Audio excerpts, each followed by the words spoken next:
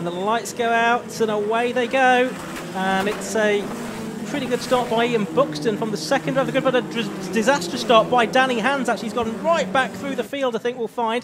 So it's James Harridge that's leading from Ian Buxton in second place as they turn their way through Rich's Corner. It looks like Tim Probert, I think, in third place there as they make their way out of Rich's and towards Wilson Hairpin for the first time, but it was a disastrous start for Danny Hands. Sounded like he couldn't get a gear. The car was crunching trying to find a gear. He has done now. He's in about 10th place, so that completely changes the complexion of this race. So Maurice Gloucester there had to put two wheels on the grass as Hands brought his way through. A big slide we saw from James Harridge, the leader, as they went through the Wilson Hairpin, and you can see the slipstream beginning already. Harridge defending to the inside. Ian Buxton looks to the outside. Harridge places the Maverick in the middle of the road as they go underneath the vehicle bridge and into the left-hander at Brundle. So it did 77. Harridge that holds on pretty well down the straight there, despite the slipstream in. Ian Buxton unable to get through, and he's inside the top 10 is Danny Hands, so we shall see him come through the field, as is Peter Belzy a bit further back. He's already passed about half a dozen cars. Yeah, there you can see the number 10 car of Bill Garner and Shane going through there, the TWR Shane,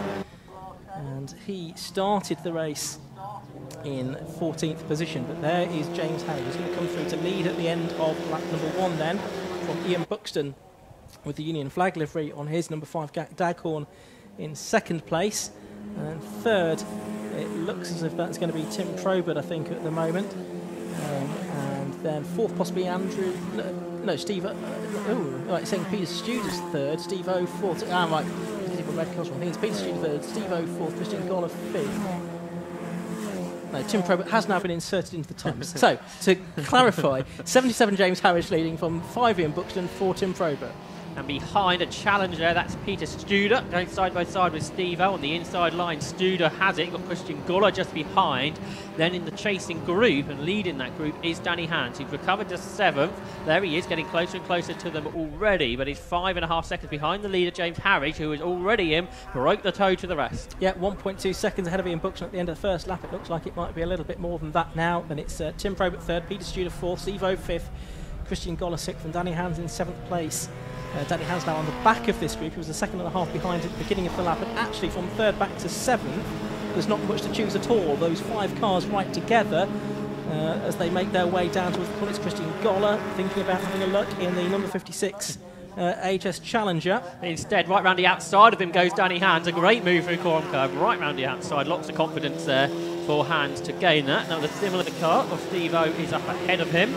And I'm sure it won't take too long until he's able to pass. He's in the slipstream, and I think he's pulling out to the left-hand side of the circuit. So they're side by side as they complete lap 2 of this race. And he actually has to dip him back into the slipstream because, of course, Goller is gaining from the car ahead. O is gaining from the car ahead, but into Richie's, he goes through. The Hands now 5th with Peter Studer ahead, but there's a car off the road, and that is Rachel Swain making her debut. Yeah, the Aylesbury drivers gap looking a little bit on the smoky side. I'm afraid Rachel is out of the race. There is Tim Probert then in 3rd place with Peter Studer just behind him in 4th place in the number 55 car. The driver from Carbuck in the TCR Challenger, a driver we don't see out in every race, but is usually up towards the sharp end when he is able to compete. So there's Harridge, nearly 3 seconds now clear of Ian Buxton. Those two, the only drivers that are a bit lonely at this stage, aren't they? Because look at this. For 3rd place, it's side by side, Tim Probert and Peter Studer. Probert in the red Storm just about hangs on through Brundle. but through Nelson up over the curb goes Peter Studer. All of this allowing Danny Hans to close in. Into the wormhole they go for the third lap. Hans made a move at Coram last time. And again, goes to the outside of Peter Studer. This will be a strong move if he can get it. He's trying to go right round the outside at Coram. The Coram it keeps on going, gets tighter and tighter. But another strong move from Hans. He goes through, he slips up the inside into Murray's. And now Tim Probert is his next car to challenge. And once he gets Probert, there will be some gap to work out. It was 5.5 seconds, wasn't it, earlier that Hans was behind the leader. It hasn't really gone out any further, so once he gets past Probert, he might be able to chase the leaders. 3 abreast behind them was pretty spectacular, but Tim Probert putting up a good defensive drive here on Danny Hans, and Hans cannot go through. Those there battling behind, Goller and Maurice Gloucester joining in now in that scrap. Yeah, Hans 6.8 seconds off the lead of James Harridge. So he's got about 3.4 seconds to make up to Ian Buxton once he's passed Tim Probert, which he's not yet, and then another 3.4 seconds to make up to James Harridge as things stand. So it's 7-7 Harridge leading, 5 Buxton in second, 4 Tim Probert is third, 2 Danny Hans fourth, 55 Peter Studer is fifth, and 50 Steve-O is in sixth position as they head their way down the Bentley Straight once more. There's Ian Buxton in the front of shot, and then just behind you've got the number 2 car of Danny Hans. So he has made it through now, so Chapman is along the Bentley Straight up into third place. Peter Studer going well, isn't he, there in 5th place? I think you said earlier too much of him in recent seasons. He's going well there, ahead of the battle for 6th. Now there's a 4-car train because Andrew Cooper has caught the battle being led by Steve O. So they're running 2 wheels out over the curbs. Was Christian Goller, who's running there in 8th position. This fewer cars make their way down into Murray's with Danny Hans pushing on there. It's a bit of understeer as he turns through Murray's, but he's certainly putting away from Tim Probert. So this gap now to Ian Buxton is the one he's chasing. Buxton going well there in 2nd place, isn't he? Yeah, absolutely right. So the gap from 1st to 3rd is now 8.6 seconds because Harridge in the lead has just done the fastest lap of the race, so 1:23.66. Now that's about 4 seconds. No, sorry, 2 seconds outside the lap record. And we don't really see Formula V lap records get broken anymore because they've changed tyres in the past few seasons onto Hoosiers. They were on Dunlops before. These tyres are a bit more durable but not as quick. Side by side here as Maurice Gloucester tries to gain another place. He's got past Evo. It got very close there. Gloucester sideways out the corner too. And I think O had to back out of it to avoid contact. He's going to lose 2 further positions, I reckon, to Christian Goller and Andrew Cooper. So and up ahead of them, Peter Studer going for 4th, looking up the inside of Tim Probert. Couldn't do that, but Maurice Gloucester is the one who gained. He's up into 6th behind the pair we're watching on screen now. Yeah, so that pair, Tim Probert and Peter Studer, then you've got Maurice Gloucester and Steve-O. To note, Pete Belzy up to 14th at the end of the previous lap. What lap times is he doing? He's done a 1:28.05 as his best, so about 4.5 seconds off what James Harridge is doing in the lead, but he has had traffic to contend with, of course. So here's the fight for 4th place. Number 4, Tim Probert, the Yorkshireman, and Peter Studer, 55. It's Smokey Probert's car now all of a sudden, and that may allow Peter Studer to challenge as they come up across the line. Studer is alongside as they cross the line to start another lap and head off towards Ritchie. Studer on the outside line. Is he going to be able to swoop in front of Probert? He's not, so Probert hangs on to 4th. Meanwhile, Hans now only 1.5 seconds behind Buxton. Not a new fastest lap of the race, but going quicker than the car ahead. A 1:24.26. Meanwhile, another 3-car battle up across the line a bit further back. And that's Peter Belzy making his way through. He's side by side with Sam Engineer, who's on the outside. You've got Bill Garner behind. Belzy can't go around the outside of Ritchie's. So not quite making perhaps as much progress as we might have imagined, but making decent progress nevertheless, trying to get into the top half dozen. Yeah, absolutely right. So he's just there behind the number 28 car, Sam Engineer. As we see things at the moment coming through. Chapman, just ahead of Bill Garner as well, number 10, and he clears now the Sam Engineer car as he heads down the Bentley Straight for the 6th time in this race, which is being led by number 77, James Harridge, by about 7 seconds from Ian Buxton, with Danny Hans closing on the 2nd place. Looks like Ben Cressy has got the ex-Ben Maludi car, so running there in 12th position. Looks very much like that Storm. So Ben Cressy going well in his first race in 12th position, ahead of Peter Belzy, now who's there in 13th, with Sam Engineer and Bill Garner having a good battle as they turn through shot And a bit wide goes Engineer, so that allows Bill Garner up the inside for Coram, but he can't quite make that work. A tricky place to pass. Meanwhile, across the line, nose to tail for second between Ian Buxton and Danny Hands. So Hands might be able to get second. Here's that battle for fourth that is suddenly grown because Studer and Probert ahead of Studer just, have got this group of cars behind them now. Change for second. Danny Hands has got through up at Wilton, hasn't he? So he has made it through as off the road goes number 47. That's Matt Topham. Londoner is trying to find his way back onto the circuit. And there's James Harris, though, the race leader. And here's the fight for second. Can Ian Buxton fight back on Danny Hands? He goes to the right-hand side of the circuit. That's the outside for Brundle. Not known for holding back Ian Buxton, but he's not able to do anything about Danny Hands there. But Hands has got more than 7.5 seconds to make up on the race leader, and about 5.5 minutes to go now. I don't think he's going to do that. And finally, Peter Studer's got ahead of Tim Probert for fourth, so that change has happened.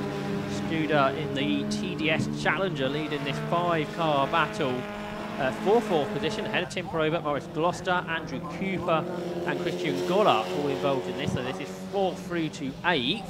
But Studer now is the one who's given away the toe, although we've got a few car lengths over Tim Probert on the exit of Murray's, that car that perhaps struggling a bit now with that smoke billowing out the back.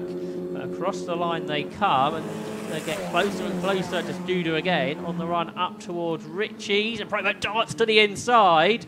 And he goes... No, he doesn't. He doesn't quite go back through, but that you saw vividly there, Ian, the effect of the slipstream. Absolutely right, and it's a big deal with these two long straights here at Snetterton. So Gloucester trying to find a way around Probert. You've got Andrew Cooper. I think that's the ex-Dan Pitchford car, isn't it? The GAC there that he's racing these days, one of the board directors of the 750 Most Club, but he's now under threat from Christian Gollard as well for his 7th place. It's good when they keep it in the same livery, isn't it? Yeah. It's easier to work out whose car it was before. Was that Buxton back ahead of Hands, ahead of this battle for fourth? I think it was. So Ian Buxton back ahead of Danny Hands for second, I reckon, which perhaps was unexpected. Don't get another shot of that to confirm that, but the battle for fourth continues. That's a bit more spread out than the previous lap. There, though, Christian got right on the tail of Andrew Cooper as they turn their way up towards Coram. All 4 wheels over the curves that time for Gollard as he really is pushing hard to try and get back through. But that battle for second is Buxton back ahead of Hands, Ian. Yeah, so possibly not really what we expected. So any hopes that Hands are going to cash and Hands have gone now as we're into the final third of this race. He's going to try and fight back, and as we can see out of our window, the two of them are side by side now as they head up to Rich's corner. Someone's getting the meatball flag there. You can see Hands just getting the alongside Buxton there, but look at this scrap going further back. You've got Probert trying to get down the inside of Studer now into Rich's, and he's done it. Meanwhile, Hands up at Wilson is back ahead of Buxton. Great battles, don't know where to look, do we? Brilliant stuff from Formula V. This is what we hoped for, and they are delivering. So Danny Hands back to second, ahead of Ian Buxton. James Harridge, he's wondered what all the fuss is all about, isn't he? He's way ahead of anybody else. But I'm sure when they, although for the second race he's qualified much further back, so he'll have a busier race then. Meanwhile, for second, Danny Hands' position didn't last long. Ian Buxton back through.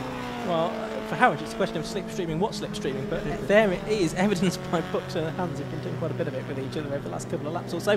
Hands going to fight back here through the bomb hole, and he can't do anything there, so he heads off up towards, down towards Coram with only about 3 laps to go. Till the mechanical warning flag being put out for one of the drivers, who's possibly could be Tim Probert, because it's not very long, isn't he? Let's face it, although that's down the years, that wasn't completely unusual for Formula V, although they've cleaned their act up a lot in recent years. He's got a bit of a gap again over Peter Studer now. Now he's got back ahead after what was a pretty aggressive move into Ritchie, wasn't it? It was asserting his authority, I think, on 4th position at the beginning of the lap that they are about to end, with Probert ahead. And yes, I think the marshals are waving that flag to Probert. They were and Probert putting Studer on the grass, heading down towards Ritchie's, and Gloucester tried to come up the inside of both of them. They were all in the same order, remarkably. That could have ended, I think, a lot worse than it did. Now, though, fighting back is Studer. He's on the inside for the wheels and hairpin. This time he goes through without any wheels or tyres on the grass. He's back into 4th place. Yes, he is indeed. Yes, 4th place it is for Studer. Looking back, spin for Steve O. So he was 10th, And Steve-O, very experienced driver in Formula V. He was in that battle earlier, wasn't he? Yeah, he was. He's dropped back and now dropped further back with that spin at the Wilson hairpin. So here's Studer in 4th place. Then it looks like Gloucester's made it through to 5th. Probert 6th then, as they head into Brundle and Nelson for the 10th time of this race, as Howard has already gone through to complete another lap. Suggest it's probably the best race we've seen from Maurice Gloucester. He's been in the top 10 in recent years, but now he's jumped forward into this 4th place battle. He's had, I think, 4 top 6s last year. Battling with those around him, I think he's pretty pleased with. Yeah. Andrew Cooper as well, who sort of jumped up. The order of Probert's going off, I think. He ran very wide at Murray's. Is he heading for the pit lane? Albeit by a slightly odd route. Yes, he is, I think. So possibly was just jumping out of the way of everybody else, and the marshals do put the flag in now, which rather confirms it was for Tim Probert's Smoky Storm. Here comes Gloucester to the outside of Studer. I don't think he's able to go through, but with Probert's confusion there, that's dropped the other 2 away. So Christian Goller and Andrew Cooper have dropped away from the 4th place battle ahead of them. Meanwhile, James Harridge will now be on his final lap as Goller gets it very crossed up under braking for Wilson there. No real harm done. So here's the fight for 2nd and 3rd. And it's Buxton ahead of Hansel. Hansel will come back. This will be the last lap, though, because we're already at the 15-minute mark. Strong run from Ian Buxton, this has been, running up in 2nd place. He's been a podium finisher before. I don't think he was last year. There's James Harridge there, already into Murray's for the final time. Well, this is a good effort after a setback in qualifying. He's won races before, but I'm sure he'll be very happy to win again in this Maverick that he and his dad put together in a single garage. Good effort from them, and the checkered flag goes out, and Harridge is over the moon with that checkered flag for James Harridge. Double fist bump, clapping himself, waving to the marshals, and he's delighted with a very convincing win, probably far more convincing than we envisaged the winner in this Formula 3 race, Josh. Yes, who's going to come 2nd across the line? Is it going to be Buxton or Hand? Well, it looks to be Ian Buxton holding off Danny Hand, who did he drop away there on the last lap of the race? I think he did. And Maurice Gloucester's come through to 4th, so he's got ahead of Peter Studer on the final lap of the race, and behind Andrew Cooper beat Christian Goller by less than 1/10 of a second, and then it's Colin Gregory in 8th position. Despite the spin, Steve-O held on to 9th. There he is now, just crossing the line, I think. And for 10th, there's a gaggle of cars being headed now by Peter Belzy, so he got to the top 10, so that was a good finish in the end for Belzy. He still didn't make immediate progress up the order in, but did it gradually and got up to a good position. Indeed. Let's have a quick rundown on the results then, with certainly the top 10 having come through. The winner, number 77, James Harridge, winning by 11 seconds in the end from number 5, Ian Buxton, in 2nd place. 3rd place to number 2, Danny Hands. 4th to number 94, Maurice Gloucester. 5th, number 55, Pete Studer. 6th, number 41, Andrew Cooper. 7th was 56, Christian Goller. 8th, number 72, Colin Gregory. 9th, number 50, Steve-O. And 10th to number 51 from the back of the grid, Peter Belzy. A mile later, James Harridge looks just as happy with himself as he was when he crossed the line. So well done to James. Great return to racing, really, because he did try to race last year but didn't get out there that many times. A great effort there from James Harridge to win by 11 seconds in the end over Ian Buxton. Interestingly, Danny Hand dropped a long way back on that last lap, so whether he had issues lingering in that car from the start, which I'm sure was a gear selection problem for Danny Hand. Although looking at the lap times, they were going quicker than they did in qualifying. So James Harridge's 1 minute 23.6 was over a second quicker than the pole lap, impressively. Okay, so the Formula V's heading in. That's our final race before the lunch break, but don't forget 9 more races still to come for you this afternoon. All the ones that we've seen already, they have a second outing, but we've also got MR2s, we've got Clios, they both have double headers, and MX5s and low costs will complete the action as well. In this afternoon's 9 races that we've got, they will be getting underway at around about 2:05. Going to be breathless action this afternoon, I think, here. Yeah, and sprint races all the way, 15 and 20-minute races, proper club racing. Meanwhile, I can see that James Harridge is in the pit lane. He's pumping the air with his fists. He will have consumed more energy on the slowing down lap than I think he will have done in the race. Anyway, I think we're about ready to hear from him. Let's head over to the pit lane and to Anthony Jordan. Well, James, what a win there. You seem absolutely chuffed about that. I mean, your reaction as you came into the pit lane there said it all. How are you feeling with that one? Over the moon. You know, lots of hard work goes into it. And yeah, long time coming. Yeah. Good. I mean, speaking to some of the guys, it was fortunate there with the start, with the number 2 having that terrible start there, managed to get ahead at the front. And then midway through that race, they were scrapping and fighting away. You managed to hold that gap all the way through. Yeah, I managed to break away at the start, down the back straight where they get a tow, and I think that helped me a lot. So yeah, thank you for everybody's help, especially my dad. So, yeah. Excellent stuff. Well, again, brilliant race. Well done. Great start to the season. Thanks.